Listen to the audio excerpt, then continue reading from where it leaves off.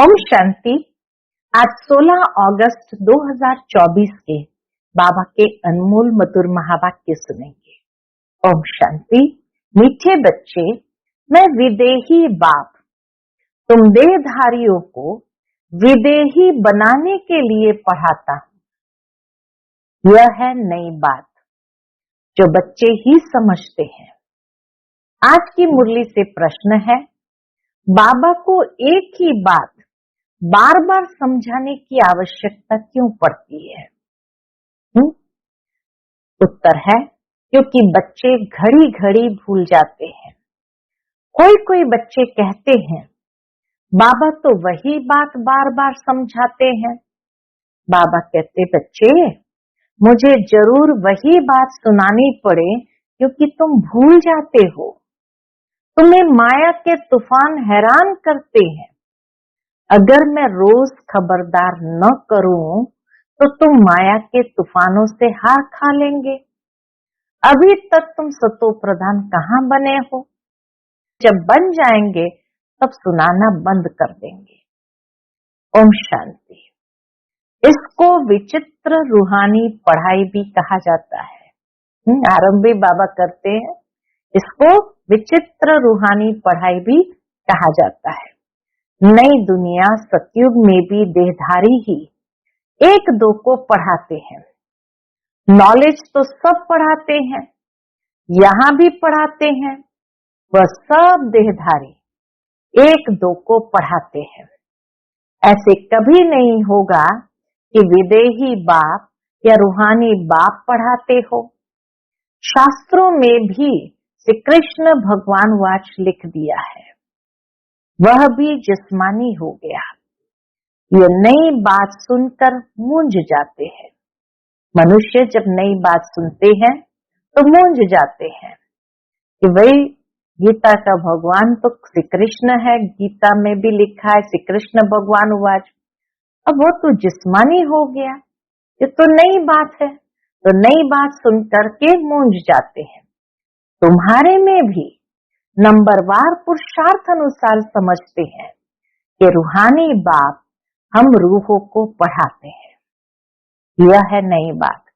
कैसे रूहानी बाप रूहों को पढ़ाते हैं?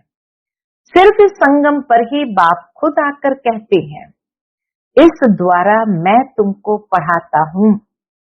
ज्ञान का सागर, शांति का सागर, सब आत्माओं का बाप भी वही है। ये समझ की बात है ना। देखने में तो कुछ नहीं आता। आत्मा ही है मुख्य और वह अविनाशी है। शरीर तो विनाशी है। अभी वह अविनाशी आत्मा बैठ पढ़ाती है। बाबा कहे, अविनाशी आत्मा बैठ पढ़ाती है।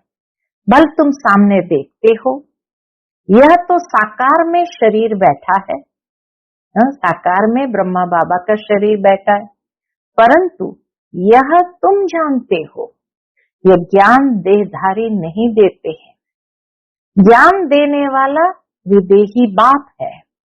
कैसे देते हैं वह भी तुम समझते हो। मनुष्य तो बड़ा मुश्किल समझते हैं। इतना तुमको माथा मारना पड़ता है। सूक्ष्म बात होने कारण मनुष्य नहीं समझ सकते, इसलिए बाबा कहे माथा मारना पड़ता है ये निश्चय कराने के लिए। वह तो कह देते, निराकार का कोई नाम रूप देश काल ही नहीं है। वह बाप खुद बैठ पढ़ाते हैं। कहते हैं, मैं सब आत्माओं का बाप हूँ, जिसको तुम देख नहीं सकते हो। समझते हो वह विदेही है। ज्ञान, आनंद, प्रेम का सागर है। वह कैसे पढ़ाएंगे? बाप खुद समझाते हैं, मैं कैसे आता हूँ, किसका आधार लेता हूँ। मैं कोई गर्भ से जन्म नहीं लेता हूँ। मैं कभी मनुष्य व देवता नहीं बनता हूँ। बाबा खुद अपना परिचय देते कि मैं कोई मनुष्य व देवता नहीं बनता हूँ। देवता भी शरीर लेते हैं, मैं तो सदैव अशरीरी ही रहता हूँ। मेरा ही ड्रामा में ये पार्ट है जो मैं कभी पुनर्जन्म में नहीं आता हूँ। तो ये समझ की बात है ना। देखने में तो आता ही नहीं है। इन चरम चक्षु से तो परमात्मा को देख ही नहीं सकते। वह तो समझते हैं। श्री कृष्ण भगवान वाच, भक्ति मार्ग में रथ भी कैसे बैठ बनाया है। बाप कहते, बच्चे तुम मूंझते तो नहीं हो? इतना प्यार से बाबा पूछते, तुम मूंझते तो नहीं हो? अगर कुछ नहीं समझते हो तो बाप से आकर समझो। यूं तो बिगर पूछे भी बाप सब कुछ समझाते रहते हैं। तुमको कुछ भी पूछने की दरकार नहीं है। मैं इस पुरुषोत्तम संगम युग पर ही अवतार लेता हूँ। मेरा जन्म भी वंडरफुल है। बाबा कहे, मेरा जन्म भी वंडरफुल है। तुम बच्चों को भी वंडर लगता है। इतना बड़े से बड़ा इम्तिहान पास कराते हैं। बहुत बड़े से बड़ा विश्व का मालिक बनाने के लिए पढ़ाते हैं। वंडरफुल बात है ना। हे आत्माओं, हर 5000 वर्ष बाद मैं तुम्हारी सर्विस में आता हूँ। आत्माओं को पढ़ाते हैं ना। कल्प कल्प कल्प के संगम युगे तुम्हारी सेवा में आता हूँ। इतना निर्माण होकर बाबा कहते हैं, कल्प कल्प कल्प के संगम युगे तुम्हारी सेवा में आता हूँ। आधा कल्प तुम पुकारते आए हो, हे बाबा, हे पतित पावन आओ। श्री कृष्ण को कोई पतित पावन नहीं कहते हैं। पतित पावन परम पिता परमात्मा को ही कहते हैं। तो बाबा को भी आना पड़ेगा पतितों को पावन बनाने। इसलिए कहा जाता है अकाल मूरत सत बाबा, अकाल मूरत सत टीचर, अकाल मूरत सत गुरु। बाबा कहे इसलिए कहा जाता अकाल मूरत सत बाबा, अकाल मूरत सत टीचर, अकाल मूरत सत गुरु। सिख लोगों के भी बहुत अच्छे स्लोगन है, परंतु उन्हों को ये पता नहीं है कि सतगुरु अकाल मूरत आते कब है। यह भी गायन है, मनुष्य से देवता किए करत न लागी वार। कब आकर मनुष्य को देवता बनाते हैं? वही सर्व की सदगति करने वाला है। यह तो पक्का निश्चय होना चाहिए। क्या कर करते हैं? सिर्फ कहते हैं मन मना भाव। परमात्मा आकर सिर्फ कहते हैं, हे बच्चों मन मना भाव। उसका अर्थ भी समझाते हैं और कोई भी अर्थ नहीं समझाते। तुमको सतगुरु अकाल मूरत बैठ समझाते हैं। इस देह द्वारा क्या समझाते कि अपने को आत्मा समझो। तो यह समझना चाहिए, विश्व का मालिक बनाने के लिए बाप को आना पड़ता है।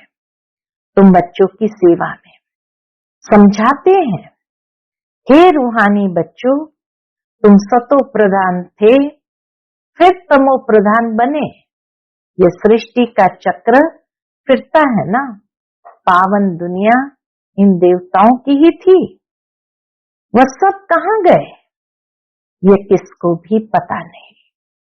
मुंझे हुए हैं। बाप आकर तुमको समझदार बनाते हैं। बच्चे, मैं एक ही बार आता हूँ, पावन दुनिया में मैं आऊं ही क्यों? बाबा कहे पावन दुनिया में मैं आऊं ही क्यों? वहां तो काल आ ही नहीं सकता।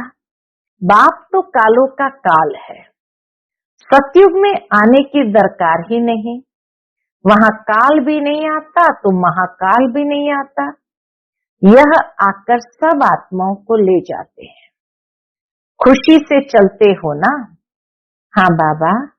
बाबा जब पूछते हैं बच्चे खुशी से चलते हो ना, तो बच्चे क्या कहते? हाँ बाबा, हम खुशी से चलने के लिए तैयार है। हम खुशी से चलने के लिए तैयार है। तब तो आपको बुलाया था कि इस पतित दुनिया से पावन दुनिया में ले चलो वाया शांति धाम। यह बातें घड़ी घड़ी भूल ना जाओ, परंतु माया दुश्मन खड़ी है, घड़ी घड़ी भुला देते हैं। मैं मास्टर सर्वशक्तिमान हूँ, तो माया भी शक्तिमान है, वह भी आधा कल्प तुम पर राज्य करती है, बुला देती है। इसलिए रोज रोज बाप को समझाना पड़ता है। रोज सुजाग न करे तो माया बहुत नुकसान कर दे। खेल है पवित्र और अपवित्र का। अब बाप कहते हैं अपनी चलन सुधारने के लिए पवित्र बनो। काम विकार के लिए कितने झगड़े होते हैं। बाप कहते हैं अभी तुमको ज्ञान का तीसरा नेत्र मिला है, तो आत्मा को ही देखो, इन जिस्मानी नेत्रों से देखो ही नहीं। हम सब आत्माएं भाई भाई है, विकार कैसे करें। हम अशरीरी आए थे, फिर अशरीरी बनकर जाना है। आत्मा सतो प्रधान आई थी, सतो प्रधान बनकर जाना है स्वीट होम। मुख्य है ही पवित्रता की बात।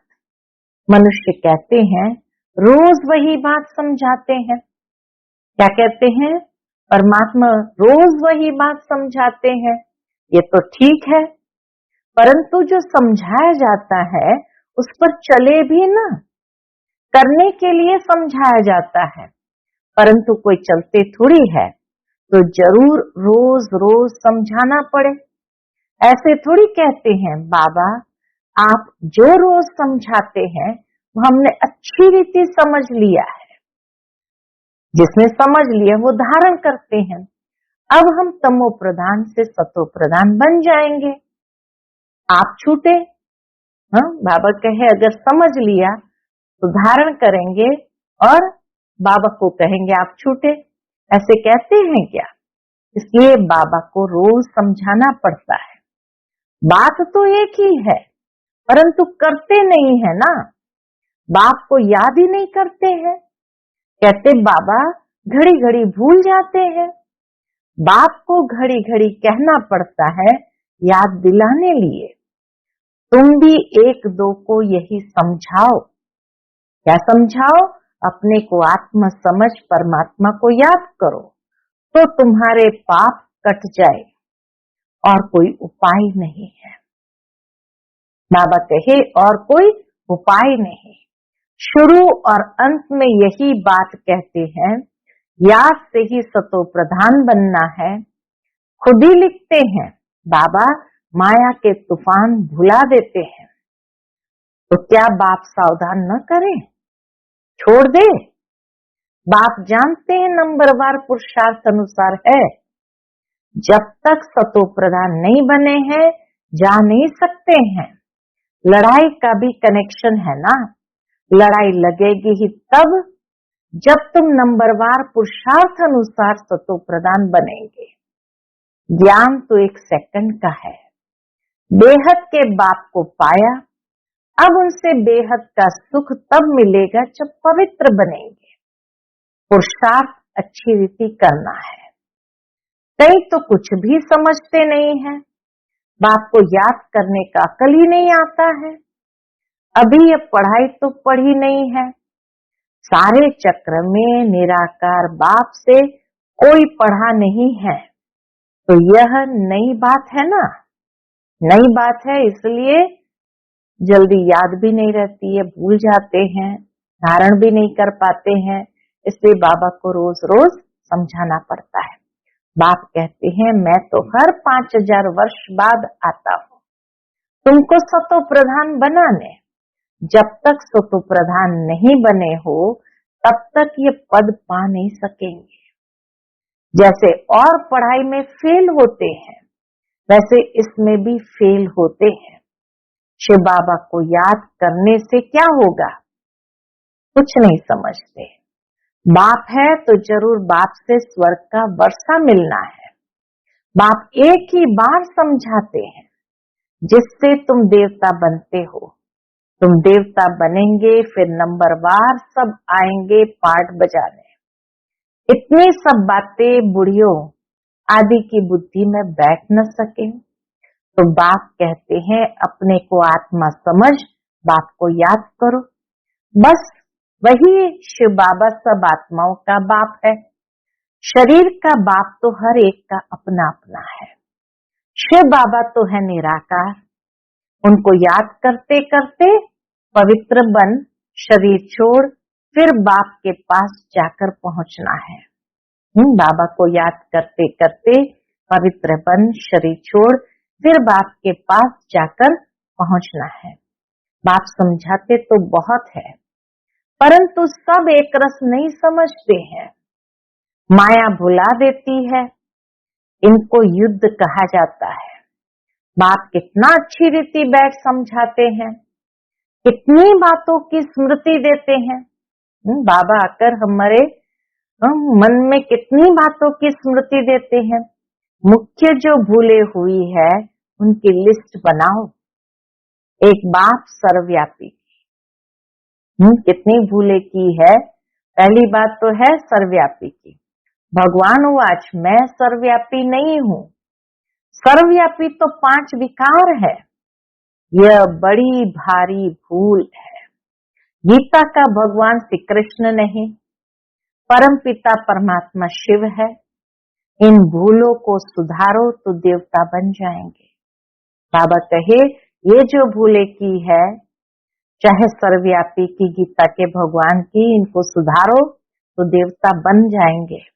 परंतु ऐसे कभी कोई बच्चे ने लिखा नहीं है कि ऐसे हमने समझाया कि इन भूलों के कारण ही भारत पावन से पतित बना है, वह भी बताना पड़े। भगवान सर्वव्यापी हो कैसे सकता? भगवान तो एक है जो सुप्रीम बाप, सुप्रीम टीचर, सुप्रीम सतगुरु है।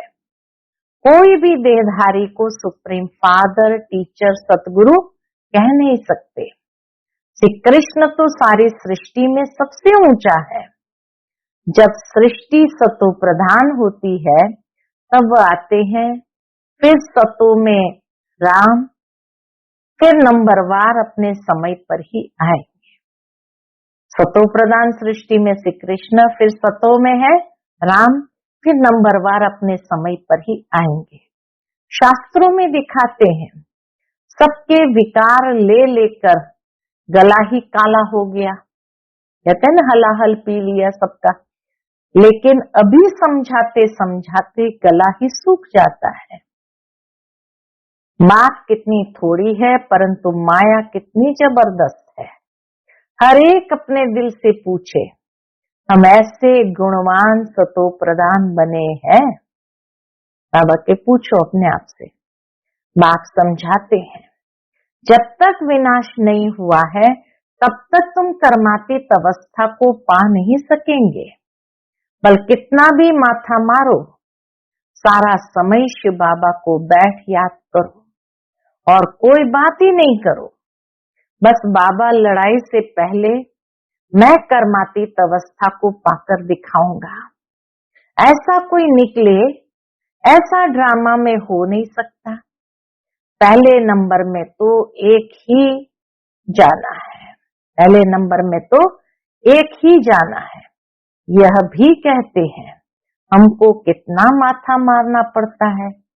माया तो और ही रुस्तम बनकर आती है।